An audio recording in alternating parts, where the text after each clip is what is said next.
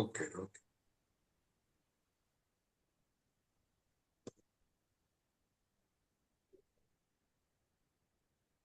नवतत्व प्रवचन नंबर 49।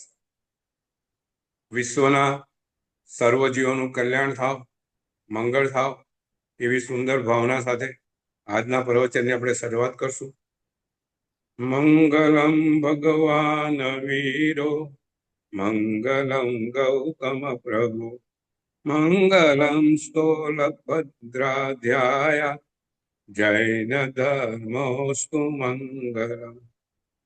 શિવમસ્તુ સર્વજગતઃ પરહિત નિરતા ભવन्तु ભૂતગણા, દોષા પ્રયાન્તુ નાશમ, સર્વત્ર સુખી ભવતુ લોકઃ, સર્વત્ર સુખી ભવ।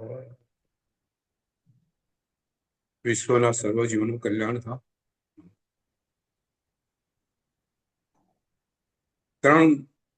ત્રણ રવિવાર બાદ આજે આપણું પ્રવચન આગળ નવતત્વ પર આગળ વધારીશું। આશ્રય તત્વની આગળ આજે વાત કરવાની છે।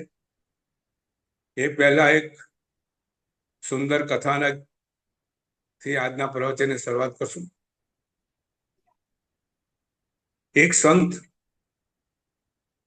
ઉનાળાની ઋતુમાં બપોરે ભર બપોરે એક ગામથી બીજે ગામ જઈ રહ્યા છે। સંત ચાલતા થાકી ગયેલા છે, ઉપર ગરમી છે, અને ખેડૂત એમને જુએ છે સંતને, અને સંતને જોઈને ખેડૂત સંતને પોતાના ખેતરમાં આવકાર આપે છે કે આજે ભર બપોર છે સંત, આપ જરા આરામ કરો, વાપરો, શિરામણ કરો અને પછી આપ આગળ જાઓ। ખેડૂત સંતને અંદર લઈ આવે છે। સંત પાણી વાપરે છે, ખોરાક વાપરે છે, થોડો આરામ કરે છે। ખેડૂત આવે છે સંત પાસે અને સંતને પગે લાગી અને ખેડૂત જિજ્ઞાસાપૂર્વક સંતને પૂછે, મારે તમને એક પ્રશ્ન પૂછવો છે, આપ એનાથી ખોટું નહીં લગાડતા? પ્રશ્ન કઈક એવો હશે કે સામાન્ય વ્યક્તિને કદાચ ઓછું આવી જાય।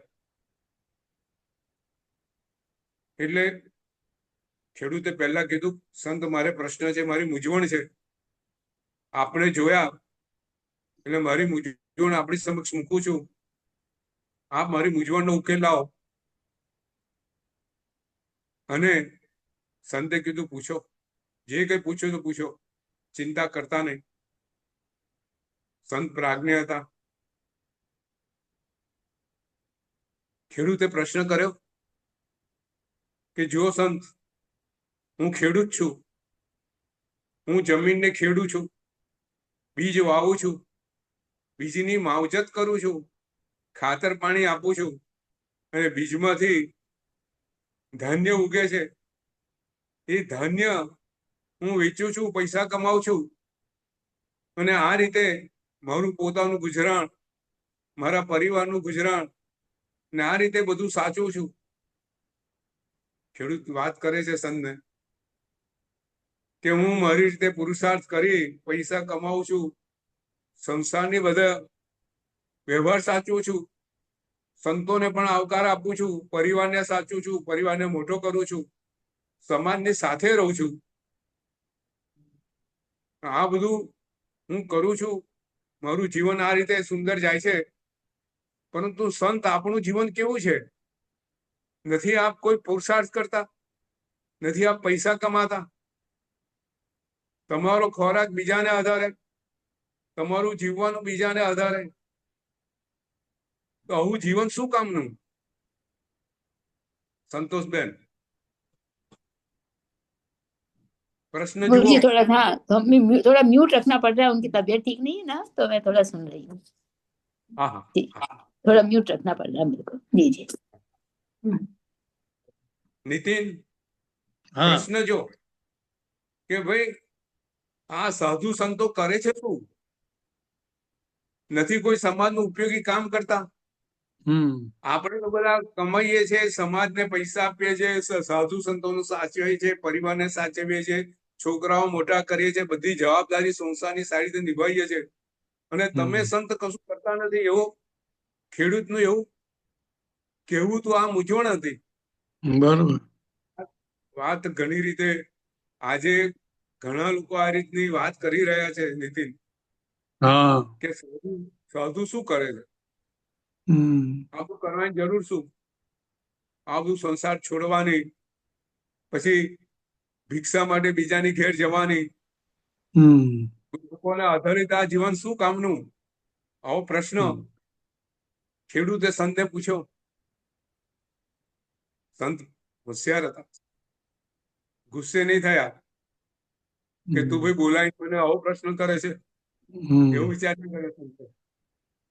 સંતે જોયું કે આ પ્રશ્ન ખેડૂતનો નથી, સમાજને ઘણા લોકો ના મનમાં આવી વાતો છે અને મારે એનો ઉકેલ લાવવો જરૂરી છે. એટલે સંત કહે છે, જો ભાઈ તું જેવી રીતે જમીન ખેડે છે અને વ્યવહાર સાચવે છે, એવી રીતે અમારી દુનિયા આધ્યાત્મિકની છે. અમારી દુનિયા આધ્યાત્મિકની છે. આ જમીન એ મારો આત્મા છે. સંત સમજાવે છે ખેડૂતને કે આ જમીન મારો આત્મા છે. આ જમીન મારો આત્મા છે અને જ્ઞાન ને સ્વાધ્યાયથી અમે ધર્મરૂપી બીજને મેળવીએ છીએ. પોતે પુરુષાર્થ કરે છે. સંત મહાત્મા સંસાર છોડી દીધો છે અને આત્માના માર્ગે, આત્મા ઉત્થાનના માર્ગે આગળ વધી રહ્યા છે. એમ કરતા કરતા ધર્મરૂપી બીજ એ મેળવે છે. એ ધર્મરૂપી બીજને હું મારા સ્વાધ્યાય ને સંયમ વાળા બે બળદ છે મારી પાસે, તપ અને સંયમ રૂપી બે બળદ છે, જેના વડે મારું જીવન રૂપી હળ ચલાવું છું અને આત્માને ખેડું છું. અને આ ધર્મરૂપી બીજનું એમાં રોપણ કરું છું. સંત સાધુ ભગવંત મુનિ ભગવંતોનું જીવન એ અધ્યાત્મનું જીવન છે. આત્માને ઉજાગર કરવાનું જીવન છે. આત્માને શુદ્ધ કરવાનું જીવન છે. એ આત્મારૂપી જમીનમાં ધર્મરૂપી બીજનું રોપણ કરે છે અને પછી પ્રભુ ભક્તિ, સ્વાધ્યાય, સંયમનું પાણી અને ખેતર, એનો પાણીને ખાતર નાખે છે. એ બીજની માવજત કરે છે અને બીજમાંથી વૃક્ષ બને છે. આધ્યાત્મ રૂપી વૃક્ષમાં સુંદર ઉપસમ ભાવ, શાંત ભાવ, આત્માનો નિર્મળતા, ક્ષમા, ધૈર્ય એ બધા ફળો ઉગે છે. અને આ ફળોને એ ખેડૂત અમે સમાજને વહેંચીએ છીએ. સંત પુરુષનું કામ છે પોતે પોતાના આત્માને નિર્મળ કરે, પોતાના આત્માના ગુણોને ઉજાગર કરે અને એ ઉજાગર કરેલા ગુણો વડે પોતે સમાજને એનો સાચો રાહ બતાવે, સમાજને ભોગવાતમાંથી આધ્યાત્મવાદ તરફ લાવે, જે સમાજની આગળ જતા વિકાસ કરે. સંતે કીધું ખેડૂતને, આ અમારું કાર્ય છે. ખેડૂત સંતના પગમાં પડી જાય છે. આ વસ્તુનો અમે વિચાર કર્યો નહોતો.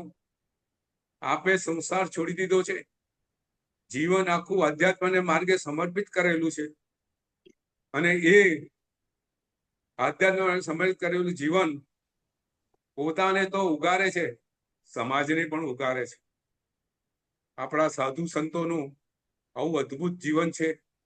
પોતે પરિસર ખેલે છે ને પોતે તો પોતાના આત્માને પાપ મલિનતા દૂર કરે છે, પરંતુ સાથે સાથે સમાજની પણ મલિનતા દૂર કરે છે. આજે આપણે આગળ વધશું. 9 તત્વમાં આશ્રવ તત્વ. આપણે 4 તત્વો પહેલા જોઈ ગયેલા છે. જીવ તત્વ, એના કેટલા વિભાગ? ભાગ નીતિન? જીવના 14, બરાબર ને? બરાબર. જીવના 14 ભાગ. અજીવના કેટલા ભાગ? અજીવના 14. પાપની કેટલી પ્રકૃતિ? પુણ્યની 82. પુણ્યની 82. 42. 42. આ બધું આપણે જોઈ ગયા છે. આશ્રવની કેટલી? 42. આપણે આશ્રવ સૂત્રો પર છે. આશ્રવ 42. એમાં આશ્રવ એટલે શું? આશ્રવ એટલે કર્મોનું આવવું. આવું. કર્મોનું આવવું. કર્મનું આવવું. આત્મા પર કર્મનું આવવું એ આશ્રવ દરવાજા છે. 42 દરવાજા છે, જેનાથી કર્મો આત્મા પર આવે છે ને પછી આત્માનું કર્મો સાથે બંધન થાય છે. બરાબર? તો સૌથી પહેલા કયા 5 દરવાજા કયા? ઇન્દ્રિયો. બરાબર? 5 ઇન્દ્રિયોના તેની વિષયો એ આશ્રવના એ 5 ઇન્દ્રિયોના વિષયો એ દરવાજા. પછી આપણે શું લીધું નીતિન? કસાય. કસાય. કસાય. 4 કસાય.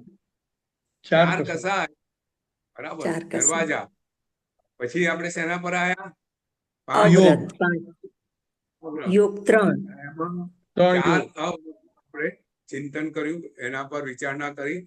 પ્રાણાતિપાત, મૂર્છાવાદ, અદ્વૈતાદાન અને મૈથુન અને પરિગ્રહ.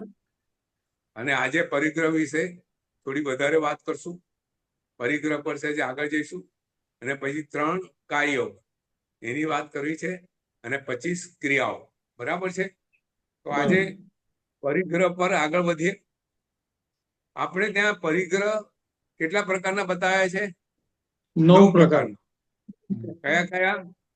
ધન, ધાન્ય, ધાન્ય, સોનું, સોનું, રૂપિય. ધૂપ, જમીન, મકાન, જમીન, મકાન, મકાન, પછી વાસણ, વાહન, વાસણ, પછી દ્વિપદ, વાહન. ચતુષ્પદ, વાહન, હા, બીજા 2 પગ એટલે અત્યારે ઘણી ચેક કરી છે. ચતુષ્પદ. બરાબર? હા. ચતુષ્પદ. એટલે આપણે ત્યાં જેટલું ધન હોય એટલો બધો પરિગ્રહ કહેવાય. આજે ધાન્ય, હવે તો આપણા ઘરમાં ધાન્ય રાખવાની પદ્ધતિ જતી રહી, ઓછી થઈ ગઈ. માનો ને હજુ જૂના આપણા જેવાના ઘરોમાં હશે, પણ નવા જે એકલા રહેતા હશે, બંને જણ નોકરી કરતા હોય, એ કઈ ઘઉં ચોખા કશું ભરે નહીં, બજારમાંથી લોટ લઈ આવે, કયો કાર્ડ છે કશું એમને ખ્યાલ હોય નહીં, ઘઉં ભરે નહીં, ચોખા સાફ કરે નહીં, અને જીવ દયાની લેશ માત્ર એમાં પરવા ના હોય.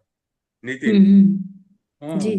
મૂળ વસ્તુ એ છે આજની જીવન પદ્ધતિમાં જીવ દયા, વિનય, વિવેક આ બધું ધીરે ધીરે ઓછું થતું જાય છે, લુપ્ત થતું જાય. તો આપણે ત્યાં ધાન્ય કોઠારો ભરતા હતા. કોઠારો ભરતા હતા એનું પાછળનું કારણ એવું હતું કે એ વસ્તુ સાચવો, ઘરમાં રાખો, એને જીવ દયાનું પાલન થાય. એમાં નાનકડો બી જીવ પડી જાય તો એને દૂર કરવામાં આવે. આ બધી વસ્તુઓ હવે ધીરે ધીરે ઓછી થઈ ગઈ છે. પણ ધાન્ય મોટા મોટા કોઠારો હોય, આજે અડાણી જેવા કે ભાઈ આ ડીમાર્ટ જેવા, એનું ધાન્યનો કેટલા મોટા કોઠારો એ લોકો ભેગા કરે, વેર હાઉસિંગ હોય. એટલે આ બધું પરિગ્રહ છે. ધન, ધાન્ય, સોનું, ઘરોમાં કેટલું સોનું હોય, પાર વગરનું સોનું થઈ ગયું. જો આજે છે ને નીતિન, જૂના જમાના કરતા એક મોટો ફેરફાર વસ્તુમાં થયો છે. આપણે બધાએ નોંધ તો કરેલું છે કે હવે છે ને સંપત્તિ પુષ્કળ થઈ ગઈ. પૈસા આપણી પાસે ઘણા વધી ગયા. પહેલાનું આપણું જીવન જુઓ ને અત્યારે જીવન જુઓ તો મા બાપ પાસે જે પૈસા હતા એના કરતા પૈસા ખૂબ વધી ગયા, અને પૈસાના વાપરવા વાળા રહ્યા નહીં. બરાબર છે ને? હા, ભેગા પરિગ્રહ. આપણી આ વાત કરવી હતી, આ શબ્દ આવ્યો ને. આજે સંપત્તિ આપણે ભેગા કરીએ છીએ. કેમ ભેગા કરીએ છીએ એનું આપણને ભાન નથી કોઈ વાપરવા વાળા. ખરી વાત છે. છોકરા થાય એમને બધા કમાતા હોય છે, એમને આપણા પૈસાની જરૂર બી હોતી નથી. જરૂર નથી બરાબર હોતી. નહીં? પહેલા છોકરાઓ ભાગ માંગતા હતા, હવે છોકરાઓ કે તમારું મકાન તમારી પાસે રાખો, અમે અમારું મકાન જુદું લઈશું, અમે ત્યાં રહીશું. બરોબર? કુટુંબની તમારા વ્યાખ્યા બદલાઈ ગઈ. હે? કુટુંબની વ્યાખ્યા જ બદલાઈ ગઈ આખી. કુટુંબની વ્યાખ્યા બદલાઈ ગઈ, રહેણી કરણી બદલાઈ ગઈ, બધું રહેણી બદલાઈ ગયું. કરણી બધું જ બદલાયું. છતાં આપણો જે આસક્તિ જે છે પૈસા પ્રત્યેની, પરિગ્રહની જે વૃત્તિ છે એ ત્યાં ને ત્યાં ઉભી રહી. આપણે વાત પરિગ્રહની એ કરવી છે. જો બહુ બહુ સુંદર વાત છે. આ 9 વસ્તુ તો આપણે ખબર છે કે વાસણો, આજે વાહનો કેટલા થઈ ગયા. પહેલા ઘરની અંદર, નીતિન ખબર છે, ઘરમાં આપણી પાસે એક સાયકલ હોય. શું હોય? હા સાયકલ. હા એક સાયકલ, એ બી કોલેજ જવા આવવા માટે. બસ. હા હવે ઘરમાં માણસ 2 હોય ને વાહન કેટલા હોય? 4. 4. બંનેની 2 ગાડીઓ હોય ને 2 સ્કૂટરો હોય. ચંપલ કેટલા હોય? જોડી કેટલી? જેટલી સાડી એટલા ચંપલના જોડ. બરાબર ને? આજે આજે આજે જુઓ, પરિધાનની અંદર, વસ્ત્રોમાં પણ કેટલો પરિગ્રહ થઈ ગયો. કે જેવો તમારો ડ્રેસ હોય એવું એવું તમારું પાકીટ હોય, એવા તમારા સ્લીપર હોય, એવા એવા હેન્ડકરચીફ હોય, એવું એવા તમારા માળા હોય એ કલરની. જુઓ, પરિગ્રહની કોઈ લિમિટ નથી રહી. ભોગ ભોગ એ રીતે વધી ગયું છે કે પૈસા ક્યાં વાપરવા, આજે પૈસા ક્યાં વાપરવા લોકો શોધતા હોય છે. આજે બજારમાં આ કલરનો નવો ડ્રેસ આવ્યો તો એ ડ્રેસ લેવા જાય, એનું પાકીટ લે, એનું સ્લીપર લે, બધું લે. ભગવાન આ પરિગ્રહની વાત કરે છે. ત્યાં પરિગ્રહ, આસક્તિ, આમાં ભગવાન પરિગ્રહની ના કેમ પાડી છે? આપણે એની વાત કરવાની છે. પરિગ્રહ ભગવાને કીધું છે કે આપણા જીવનમાં આ નૌકા આપણું જીવન છે. સંસાર સાગર પાર કરવો છે, નૌકા આપણું જીવન છે. તો પરિગ્રહ એમાં ભાર છે. જો ભાર વધી જશે તો નૌકા ડૂબી જશે. તો સંસાર સાગર તરવો હોય તો પરિગ્રહ રૂપી ભારને ઓછો કરવો પડે. આજે ફ્લાઇટમાં તમે ફ્લાઇટ કરવું હોય તો તમારે લાઇટ વજનમાં જવું પડે. તમે હેન્ડબેગનું વજન 7 કિલોથી ઓછું આજે પરમાન આવી ગયું. બરોબર. તમારો આ જીવન રૂપી જે તમારો પ્રવાસ છે, એને તમારે ખરેખર પ્રવાસમાં થાકી ના જવું હોય, આગળ ને આગળ વધવું હોય, તો તમે લાઇટ વેટ થઈ જાઓ. આ પરિગ્રહ એ ભાર છે. પરિગ્રહ આપણને તિર્યંજ ગતિમાં લઈ જાય છે, નરક ગતિમાં લઈ જાય છે. જે એક સુંદર વાત છે. ધીરુભાઈ અંબાણી, પરિગ્રહ શું છે ને નીતિન, એનો એક બહુ સુંદર દાખલો છે. બહુ સુંદર. ધીરુભાઈ અંબાણી રત્નસુંદર મહારાજ સાહેબની ચોપડી વાંચી હશે, 1-2 ચોપડી વાંચી, ખૂબ પ્રભાવિત થઈ ગયા. કે આ સંતને મારે મળવું જોઈએ. એટલે રત્નસુંદર મહારાજ સાહેબને મળવા આવ્યા. પહેલી મુલાકાત થઈ, ખૂબ પ્રભાવિત થઈ ગયા. અને થોડા દિવસે મળવા આવે. એમને આનંદ થાય, બહુ આનંદ થાય. પોતાના આટલા બધા બિઝનેસ માંથી સમય કાઢીને રત્ન સાહેબને મળવા આવે. એક વખત વાતમાંથી વાત નીકળી, તો વાતમાં આ પરિગ્રહની વાત થઈ. રત્નજો સાહેબે આ દાખલો ઘણી વખત એમના પ્રવચનમાં આપે છે. તો રત્ન સાહેબ કીધું કે આટલા તો પૈસા છે ધીરુભાઈ, તમે પૈસા સારા માર્ગે ક્યાં ખર્ચો છો? રત્નજો સાહેબ વાતમાંથી વાત નીકળી, આ પ્રશ્ન આવ્યો. ત્યારે ધીરુભાઈનું મોઢું પડી ગયું, આંખો નમી પડી. એમને કીધું, મારા સાહેબ સાચું કહું ને, મને પૈસા કમાવાનો જેટલો શોખ છે ને, એમાંથી પૈસા વાપરવાનો આટલો પણ શોખ નથી. મારા જીવને પૈસા વાપરવાનું મન થતું જ નથી. નીતિન, આજે જુઓ, ભગવાન આ આસક્તિની વાત કરે છે. તમારે પૈસા કેટલા છે એ તો પરિગ્રહનું દ્રવ્ય પરિગ્રહ છે, પરંતુ એ તમારી પાછળ, એની પાછળ તમારી આસક્તિ કેટલી છે એ ભાવ પરિગ્રહ. આજે તમે જુઓ, આપણા દીપચંદ ગાર્ડીનો દાખલો લઈએ, પૈસો કેટલો પણ પૈસાની આસક્તિ એની પાસે કેટલી. કેટલો પૈસો ખર્ચતા હતા, રોજના લાખો રૂપિયાનું દાન કરે. તો પૈસો હોવો માત્ર એ આસક્તિનું કારણ નથી. પૈસા પાછળની તમારી આસક્તિ એ પરિગ્રહ છે. કલ્પેશભાઈ આજે પોતાની આવકના 90% પોતે દાનમાં વાપરે છે, સમાજ સેવામાં વાપરે છે, શાસન પાછળ વાપરે છે. તો એ પરિગ્રહ ની માત્રા એમની એટલી ઓછી છે. આપણે આ દાખલા ઘણા છે. મમ્મન શેઠ નું શું હતું? પરિગ્રહ કેવો હતો? પોતે, વાત તો આપણે બધાને ખબર છે કે એક વખત રાજગઢીમાં ભારે પૂર આવ્યું અને શ્રેણિક મહારાજા પોતાના રાજમહેલમાં બેઠા છે. દૂર નદી વહી રહી છે, નદી બંને કાંઠે વહી રહી છે, અને એની અંદર એમને જોયું કે એક વ્યક્તિ પોતે અડધી ધોતી પહેરી અને જે લાકડા તણાય છે, એ લાકડા ભેગા કરીને ખૂણામાં ભેગા કરે છે, એવા પૂરની અંદર. એમને આશ્ચર્ય થયું કે આવો ગરીબ માણસ આવા પૂરની અંદર લાકડા ભેગા કરે છે. ખરેખર કે મારા રાજ્ય આવા ગરીબ માણસો છે. એટલે એને પોતાના સેવકને બોલાયો કે તમે આ વ્યક્તિને કાલે મારા રાજ દરબારમાં હાજર કરો. બીજે દિવસે આ તો મમ્મન શેઠ હતા. બીજે દિવસે શ્રેણિક મહારાજાના સેવક એમને બોલાવા આવ્યો. મમ્મન શેઠ થોડા ગભરાઈ ગયા કે શ્રેણિક મહારાજા મને કેમ બોલાવે છે, એમને ખબર નહીં.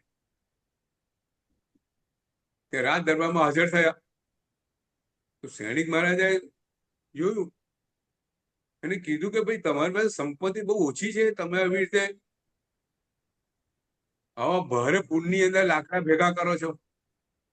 ત્યારે મમ્મન શેઠે કીધું, શ્રેણિક મહારાજા, મારે સંપત્તિ કોઈ ઓછી નથી, તમે મારે ત્યાં પધારો, મારી સંપત્તિ કેટલી છે તમને બતાવો. અને શ્રેણિક મહારાજા મમ્મન શેઠને ત્યાં આવે છે. આલિશાન બંગલો અને જાત જાતનું પુષ્કળ પૈસો અને પોતાના ભંડારમાં લઈ જાય છે, ગોદામમાં લઈ જાય છે. અને ત્યાં બે બળદો કૃત્રિમ પેલા, અને એને રત્નથી મળતો હોય છે. અને બંને બળદો અમૂલ્ય એવા રત્નોથી મળી ગયેલા છે. ફક્ત ખાલી બંનેના 2 શિંગડા બાકી છે. 2 શિંગડા રત્નોથી જડવાના બાકી હતા. શ્રેણિક મહારાજાને આશ્ચર્ય થાય છે કે આટલો બધો પૈસો, આટલું બધું ધન. એટલે કે છે કે ભાઈ તું આટલું ધન હોવા છતાં તો પૂરમાં કરતો તો શું?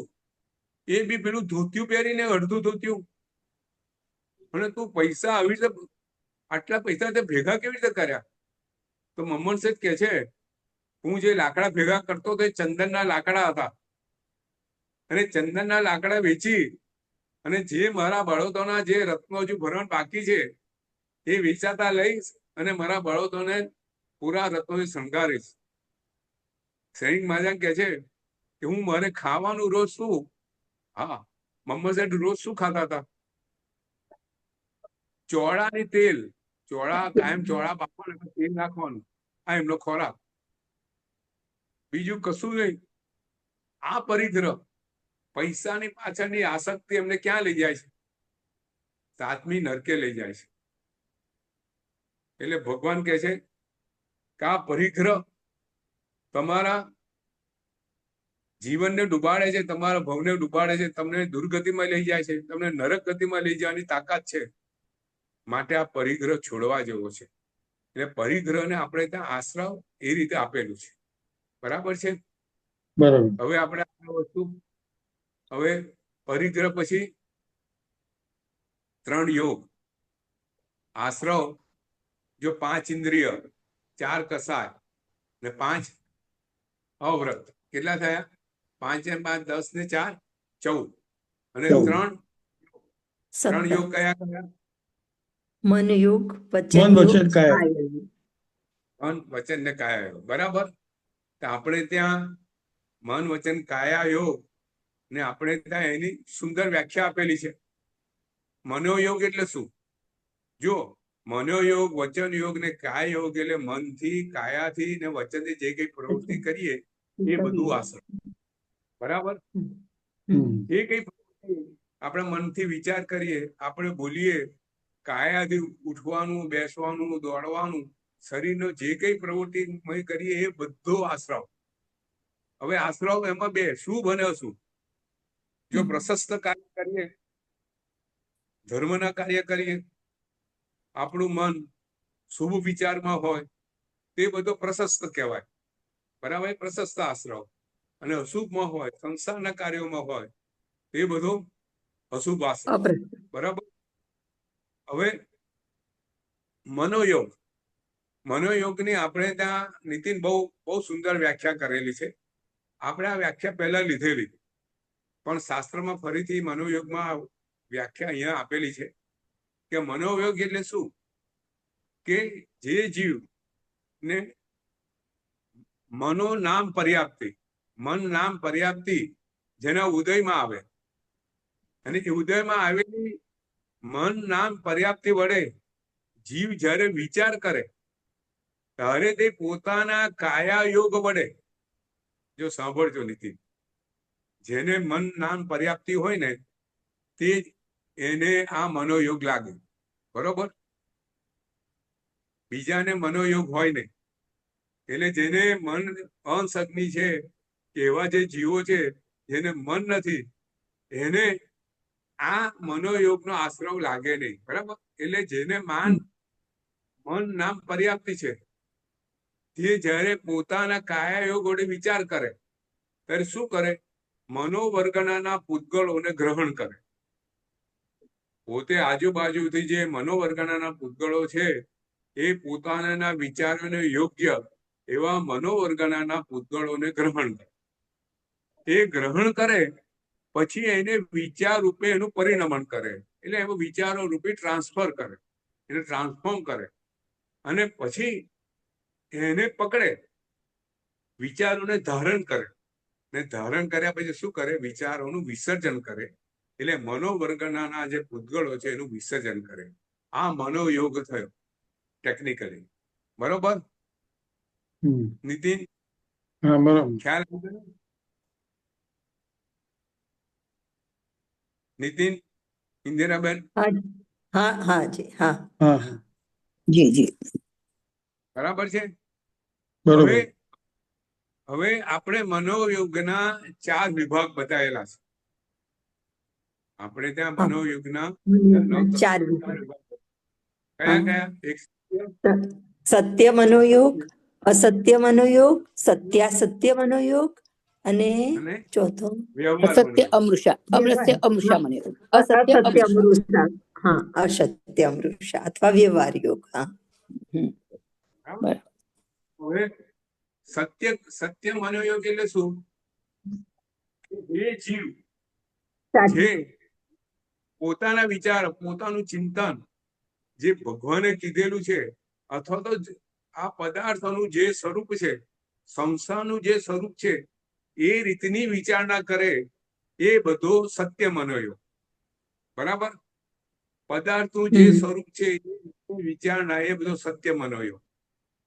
એટલે કે ભાઈ પુનર્જન્મ છે એવું મનમાં ચિંતન કરવું, આ ભાવથી બીજા ભાવમાં આ જીવ જાય છે. કર્મ કર્મ એનું કારણ છે.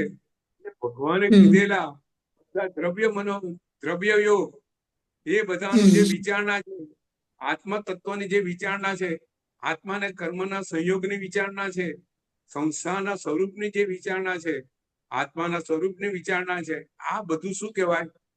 સત્ય મનોયોગ. બરાબર છે?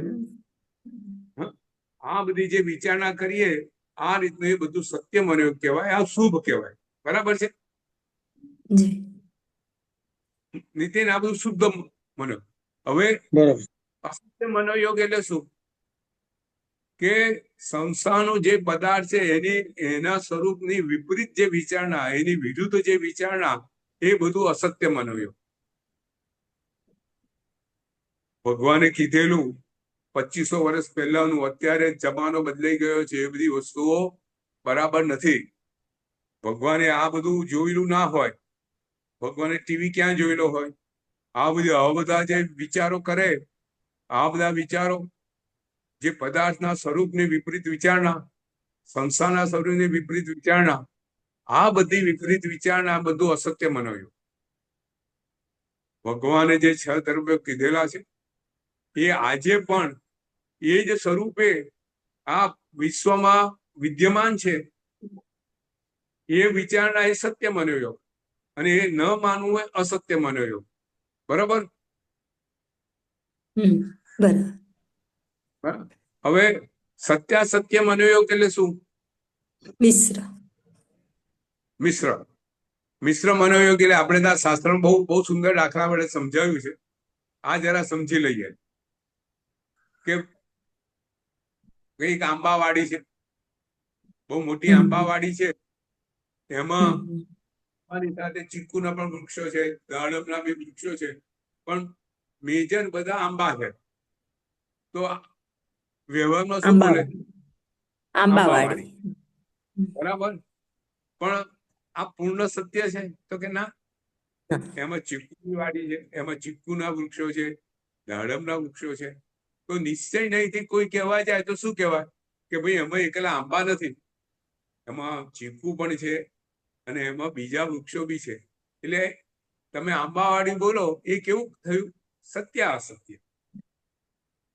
વ્યવહારથી સત્ય બોલાય પણ નિશ્ચયથી એમાં એવું હોય નહીં. એટલે મિશ્ર યોગ. બરાબર છે? મનનો મિશ્ર યોગ, અપેક્ષા રહિત બોલીએ, આ બધો મિશ્ર યોગ થયો. ધારો કે આપણે અનેકાના ઘણા દાખલા છે નીતિન, કે પાણીમાં પ્યાલામાં પ્યાલો અડધો ભરેલો હોય.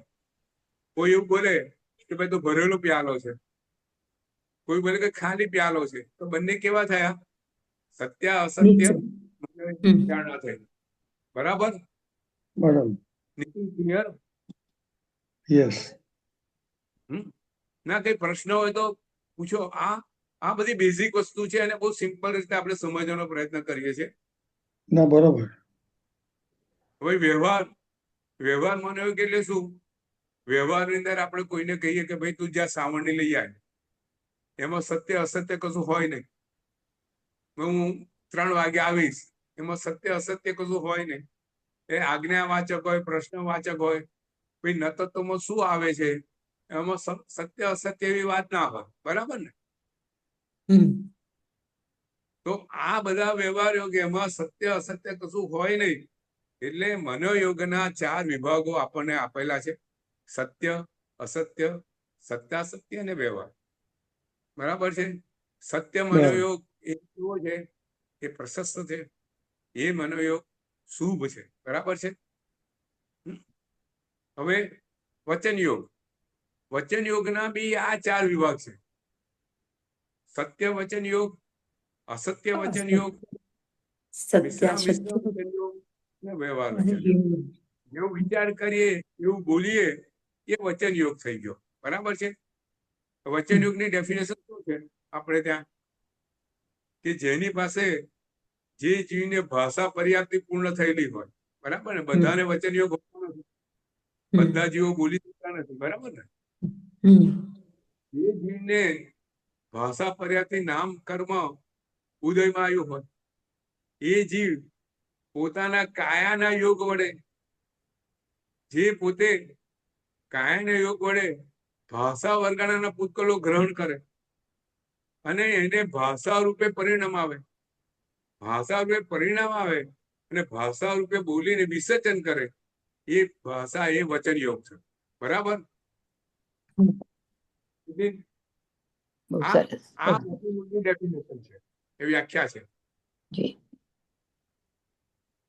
વચન યોગ કાય યોગ વડે કાયાનો ઉપયોગ કરે, કાય યોગનો ઉપયોગ કરે, પણ સેના કઈ વર્ગના ભાષા વર્ગના પૂતગળો ગ્રહણ કરે. બરાબર? જી. વચન યોગની પર્યાપ્તિ વડે. બરાબર? જી. હવે આગળ કાય યોગ. કાય યોગના કાય યોગ એટલે આપણે શરીરથી જે પ્રવૃત્તિ કરીએ તે. બરાબર? જી. જે આપણે શરીરથી પ્રવૃત્તિ કરીએ એ બધો કાય યોગ કહેવાય. તો કાય યોગના અહીંયા આપણને 7 વિભાગ આપવામાં આવેલા છે. કેટલા? કાય યોગને 7 ભાગમાં વહેંચવામાં આવેલા. 7 ભાગ કયા કયા? ઔદારિક કાય, ઔદારિક, ઔદારિક મિશ્ર. ઔદારિક મિશ્ર કાય યોગ, ઔદારિક, પછી વેક્રિય કાય, વેક્રિય કાય યોગ, મિશ્ર વેક્રિય મિશ્ર કાય યોગ, આહારક આહારક, કાય યોગ, આહારક મિશ્ર, આહારક કાય યોગ અને પછી આહારક મિશ્ર તેજસ અને અને કાર્બન કાય, તેજસ કાર્બન કાય યોગ, કાર્બન સરસ. કાય યોગ.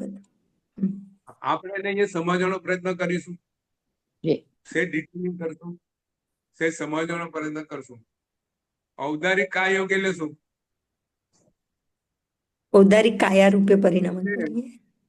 ઔદારિક વર્ગણાનાથી જેનું જે શરીર બનેલું હોય હા. અને એ ઔદારિક વર્ગણાનો ઉપયોગ કરી અને જે કઈ પ્રવૃત્તિ થાય એ શું કહેવાય? ઔદારિક ઔદારિક વર્ગણ કાય યોગ. બરાબર?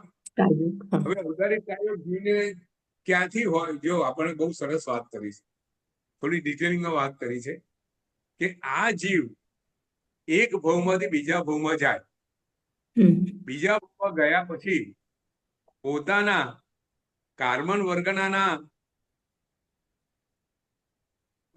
ઉપયોગ કરી અને સૌથી પહેલું શું કરે?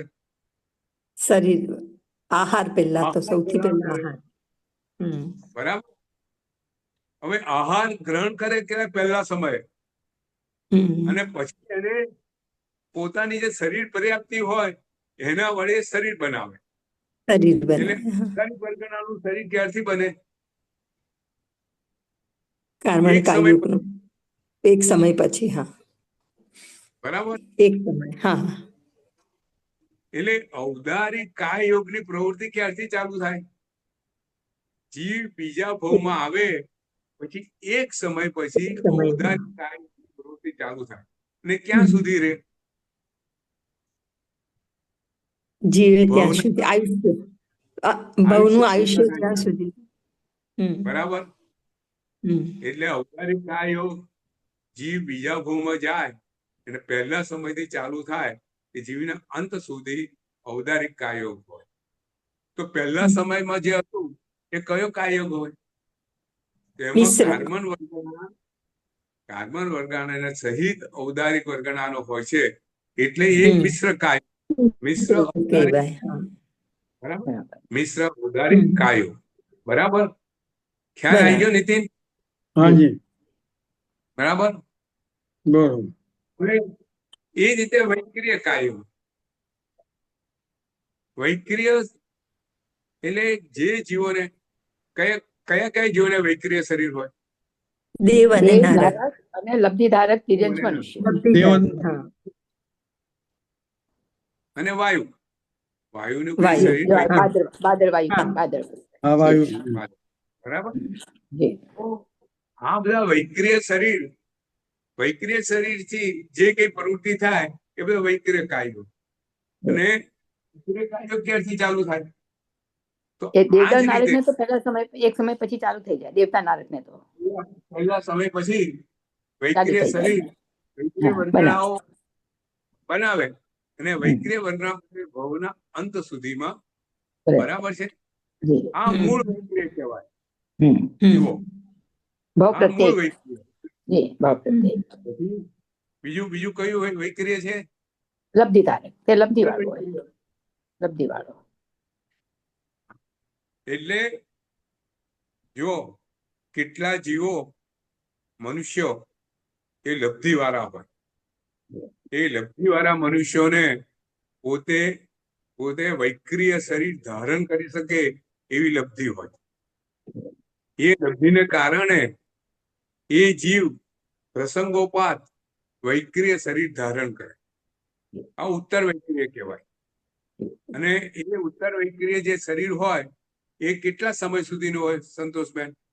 એમનું તો ગુરુજી 15 દિવસનો હોય 15 દિવસ લબ્ધિ ધારક વાળાનો 15 દિવસનો 15 ધારકનો દિવસ તો ધારકનો અંતર મુહૂર્તનો જ હોય છે અંતર. અને બરાબર. દેવતાનો હોય છે દેવતાનો હોય છે ગુરુજી દેવતાનો 15 હા. દિવસ 15 દેવતાનો હોય દિવસ. છે દેવતાનો 1 15 મહિના હોય છે દિવસ. બરાબર. તો હવે અહીંયા નવતત્વમાં શાસ્ત્રકારો એવું કહે છે કે જેને ઔપચારિક શરીર હોય એ જ્યારે વૈક્રિય શરીર ધારણ કરે એના એ પહેલા સમયમાં જ્યાં સુધી વૈક્રિય ના હોય ત્યાં સુધી મિશ્ર વૈક્રિય ઉત્તર વૈક્રિય, જી, જી. પછી વૈક્રિય બની ગયું અને પછી જે વૈક્રિય થી જે કઈ પ્રવૃત્તિ થાય એ ઉત્તર વૈક્રિય થી પ્રવૃત્તિ કાયો. થાય. અને ત્યાર પછી જ્યારે વૈક્રિય શરીર છોડે ત્યારે ઔદારિક વર્ગણાનો ઉપયોગ કરે ત્યારે મિશ્ર. બરાબર. ત્યારે પણ વૈક્રિય મિશ્ર ને ગુરુજી ત્યારે મિશ્ર છોડે તારે બનાવે તાર. બરાબર. હા. હવે આહાર આહારક શરીર આ રીતે છે. જ્યારે આહારક શરીર બની ગયું હોય અને એ આહારક શરીર પ્રવૃત્તિ કરે એ બધી આહારક કાર્યો. બરાબર. જ્યારે બનાવે જે સમય બનાવે એટલે સમય મિશ્ર ને જ્યારે આહારક મિશ્ર. છોડે ત્યારે આહારક આહારક શરીર નું હોય અંતર મુહૂર્ત. અંતર આપણે અંતર ત્યાં લબ્ધિધારી પુરુષો પોતાને શાસ્ત્રમાં કઈ શંકા હોય ત્યારે સિમંદર સ્વામીને પૂછવા જાય ત્યારે કયું શરીર બનાવે? આહારક શરીર બનાવે.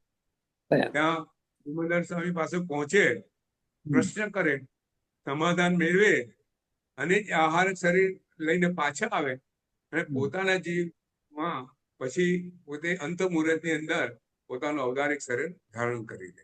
બરાબર છે. જી. આપણે ત્યાં એક સુંદર પ્રસંગ આવે છે.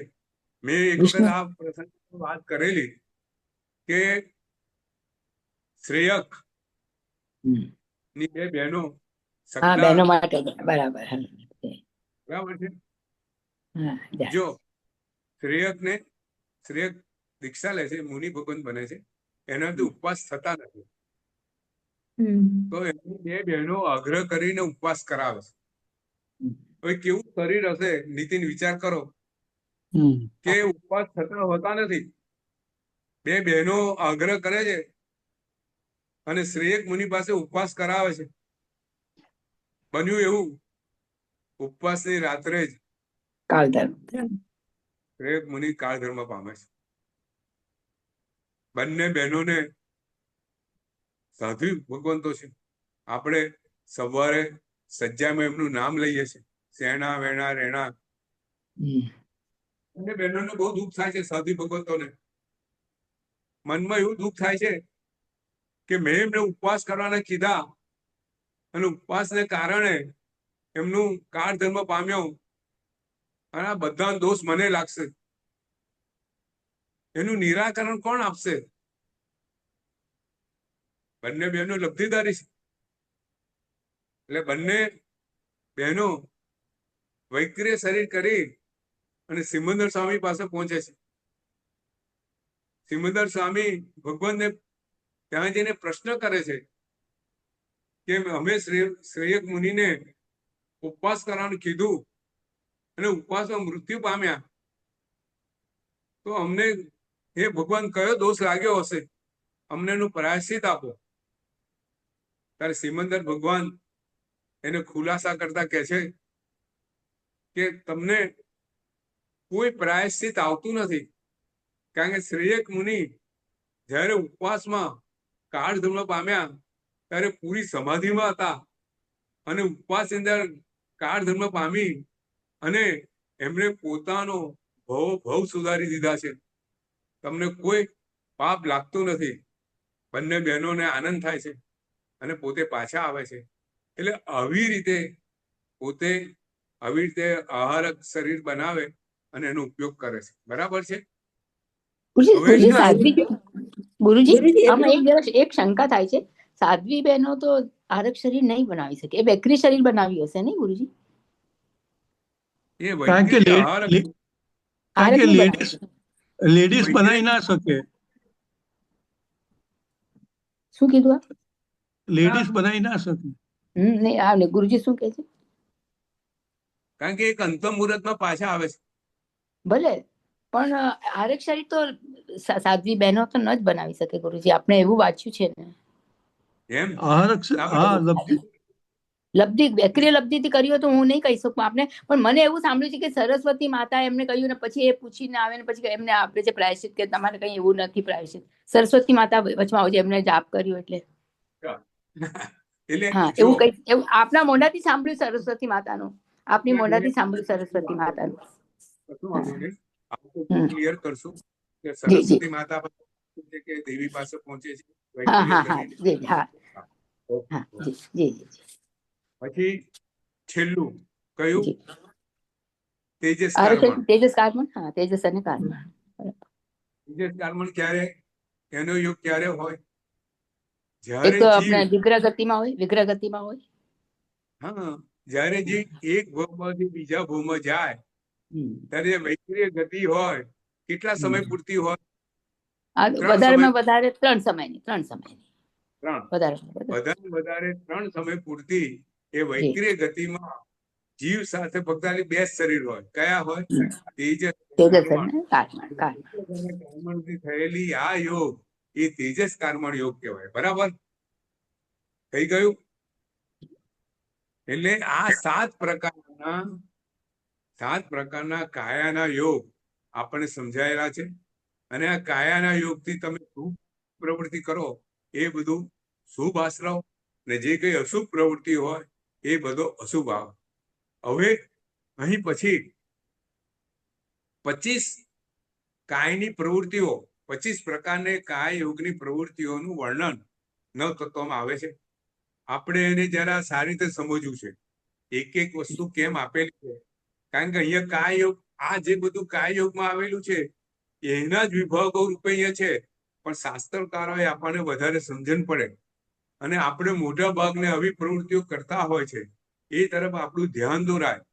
અને એ ઉપરાંત એને ગુણ સ્થાનક સાથે સંકલન કરવામાં આવ્યું છે.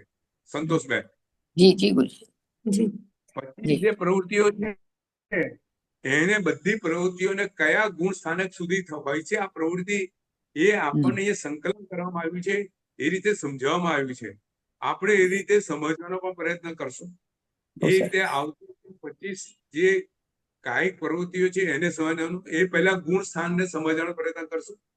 તો ગુણ સ્થાનને બેઝિક સમજીશું તો આ કાયની પ્રવૃત્તિઓ કયા ગુણ સ્થાનક સુધી છે એ આપણને ખ્યાલ આવશે. બરાબર છે? 14 ગુણ સ્થાનકો છે. બરાબર? આપણે એને ભાઈ ગુણ સ્થાનક એટલે શું સંતોષબેન, નીતિન? જો આપણે ત્યાં છે જીવની ગુણોની અવસ્થા કઈ લેવલ ઉપર એના ગુણ ડેવલપ થયા છે. જીવની ગુણોની અવસ્થા કોઈ કયા ગુણ કેટલા ડેવલપ થયા છે એની આત્મામાં. બરાબર. જો જીવ છે ને, આપણે ત્યાં કીધું છે કે જીવ મિથ્યાત્વ, કસાય, અવિરતિ, આ બધાના કારણે એનાથી જે પ્રવૃત્તિ કરે એના કારણે જીવ મલિન થાય છે. બરાબર છે? એ મલિન થયેલો જીવ જ્યારે પોતાના રાગ દ્વેષ ઓછો કરતો જાય તેમ તેમ શુદ્ધ થતો જાય છે. બરોબર? મલિન થયેલો જીવ પોતાના રાગ દ્વેષ ઓછો કરતો જાય તેમ તેમ શુદ્ધ થતો જાય. એની શુદ્ધ થવાની જે પ્રક્રિયા છે અને છેલ્લે એ સંપૂર્ણ શુદ્ધ થઈ જાય. બરાબર. હમ. એટલે એની જે પ્રક્રિયા છે એને એ જીવ કયા સ્થાને કયા લેવલ પર શુદ્ધ થયો એ જાણવા માટે શાસ્ત્રકારોએ 14 સ્થાનો બતાવ્યા છે. બરાબર છે. 14 ગુણ સ્થાનક કહેવામાં આવે છે. આપણે ત્યાં શાસ્ત્રકારનો બહુ સુંદર દાખલો આપ્યો છે કે ધારો કે કોઈ કપડું ખૂબ જ ગંદુ થઈ ગયું હોય, બરાબર.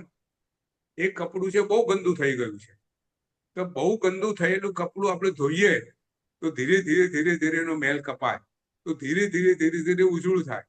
તે ઉજળું થવાની પ્રક્રિયા ભાઈ થોડું થયું, એનાથી વધારે થયું, એનાથી વધારે થયું, એનાથી વધારે થયું. એ બધું આપણે સમજવા માટે એને ગુણ સ્થાન, એ મેઝરમેન્ટ, એ માપદંડ, એ ઇન્ડેક્સ એ આપણને આપેલી છે કે ભાઈ આત્માની શુદ્ધતાનું કયું લેવલ એ ગુણ સ્થાન. જો બેઝિકલી છે ને આત્મા જ્યારે નિગોદમાં હોય છે ને ત્યારે આત્માનું ચૈતન્ય તત્વ કેટલું ખુલ્લું હોય છે સંતોષભાઈ? સેજ નિગોદની એકદમ. હોય હમ. ત્યારે ચૈતન્ય તત્વ અનંતના ભાગનું હોય, બરાબર. હમ. બરાબર. અને જીવ પછી વ્યવહાર આશ્રમમાં આવે કે ભવ્ય જીવ હોય અને પોતે મોક્ષ માર્ગે આગળ વધે, રાગ દ્વેષ ઓછો કરતા કરતા કરતા કરતા કરતા કરતા કેવળ જ્ઞાન પ્રાપ્ત કરે ત્યારે જીવના ગુણ કયા કયા થઈ જાય? જે નિગોદમાં અનંતમાં ભાગનું હતું અહીંયા અનંત ગુણનો માલિક થઈ જાય, અનંત જ્ઞાનનો માલિક થઈ જાય. એટલે તમે જુઓ કે જે જીવ હતો એ અનંતના ભાગમાં હતો, એને અનંત ગુણનો માલિક થયો. એવી રીતે તમે જોવા જાઓ તો આત્માના અનંત ગુણ સુધી વિભાગ પડે, બરાબર. બરાબર.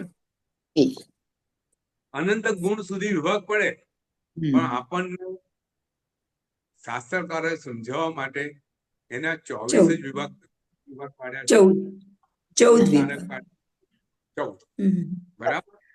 અને આપણે આવતી વખતે એને જરા સેજ સમજવાનો પ્રયત્ન કરશું અને પછી જે 25 ક્રિયાઓ છે કયા કયા ગુણ સ્થાનકે છે એ સમજવાનો પ્રયત્ન કરશું.